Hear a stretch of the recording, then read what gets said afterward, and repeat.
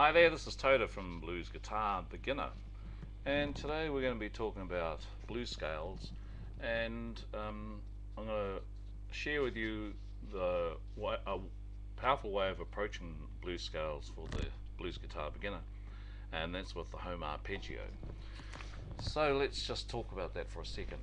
Now, typically what happens is that, when you learn a blues scale, right, and we'll take A because that's the most searched for blues scale online.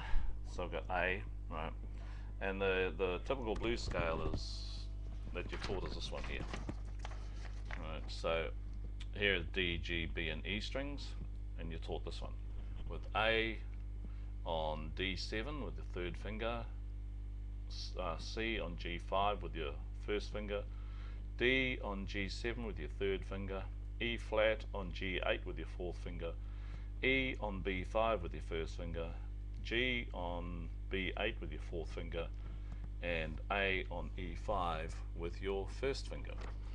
So that goes like this: A, G7, finger 3, C, G5, finger 1, D, G7, finger 3, E flat, finger 4, G8, E, finger 1, B5, G, finger 4, B8, and A, E5, finger 1. And it sounds like this. And back down again. Okay.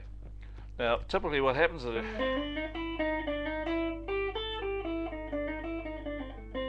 you go up and down this thing. Sorry. Yeah, you go up, down, up, down, up, down, up, down. And pretty soon then you start thinking, well, what do I do next? Okay. Here's what I'm going to suggest. Is that what's really important about the scale is where's home, right? Which are the home notes and which are the away notes? Which are the calm notes, which are the tense notes, right? Which are the resolution notes, which are the tension notes? So first thing I'm going to do is get you to strip it right back and focus not on the whole scale, right, the whole alphabet at once, just focus on the home notes. Okay. Now, and the home notes are these: A, C, E, and G. So let's show you what those are. Okay.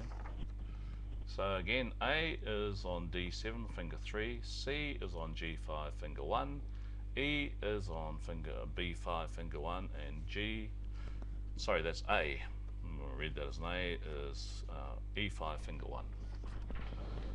So it goes like this. Right, and if you laid them all down, it looks like an A minor chord. Hey, what do you know? But in this way, it's the home notes of the A blues scale. And since we're playing them one note at a time,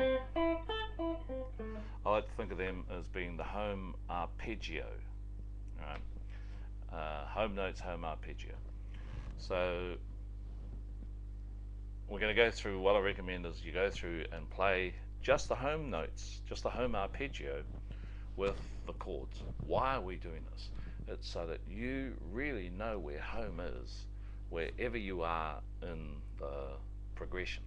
If you know where home is, then you know what isn't and how to use those notes to either take you home quickly or to delay your home or to send you home and out again, or whether you're going to go home and then leave straight away again. All these different ways of going home, staying home, and so on, right? So we're going to come to that in a second. Firstly, I want you to do that with some chords, right? So we've got the A, and here's some fingerings that I'm going to use and I recommend you do for this kind of stuff. Okay, we got A7 is a 2-finger chord, right? Second finger's on G6, first finger's on D5. I'll play these for you in a minute. D7 consists of a C and an F sharp. C's on G5, F sharp is on D4. And the E7 consists of a D and a G sharp. The D is on G7 and the G sharp's on D6. So we go through and just play them like this. Right, so the progression you're using is A D A A D D A A E D A E A D A A D D A A E D A E. Right, so we need to know that progression like a phone number. So we're going to play A with D5 and G6, just these two. D7, we shift that shape down one fret, come back to A7 twice, go to D7 twice, come back to A7 twice, then we're going to go E7, D7, A7, E7. Let's go again. A7, D7, A7, A7, D7, D7, A7, A7, E7, D7, A7, E7. Now, just one more thing before we get started. I'm going to be playing these notes here, right? A, C, E, A.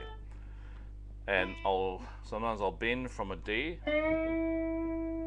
to this E. So there's two ways of able to say E with a bend or just without a bend, and same with the A. But I'll still be only using the home notes or the home arpeggio. Okay? So now we're going to put it together, the arpeggio and the chords. So here we go.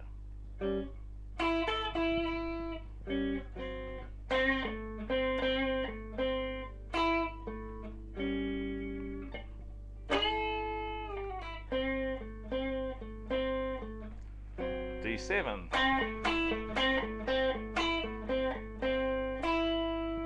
back to A7,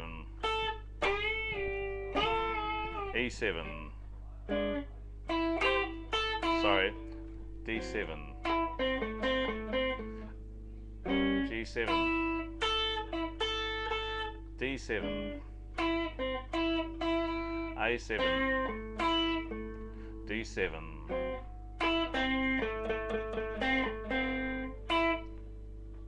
A7, D7, D7, A7, A7, E7, D7, G7, E7.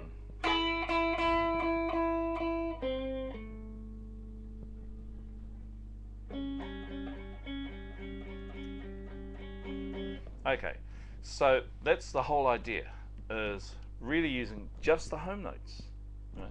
Just the home notes. And I apologize for that little G that snuck in there when I wasn't thinking, right? But you want to sit there and just play home notes and nothing but home notes and only home notes against all the chords. And what that'll do for you, well, what I've seen it do, right? What I've seen it do for students is that when they get the home note down, then they've got some real bones to their solos, right? They got bones, and then they can just wrap all kinds of muscles and tissues and what have you around it, but you'll always hear the bones and you always feel the security of knowing where you are regardless of what's happening. So that's the home arpeggio approach to learning the blues scales, and I recommend you really get that down before you even think about using the whole scale, because when you do, you go there with a total security of knowing exactly where home is. So that ends this clip on the blues scales and learning it from the home arpeggio approach as your step one. Check it out. Thanks for watching. Talk to you again soon. Oh.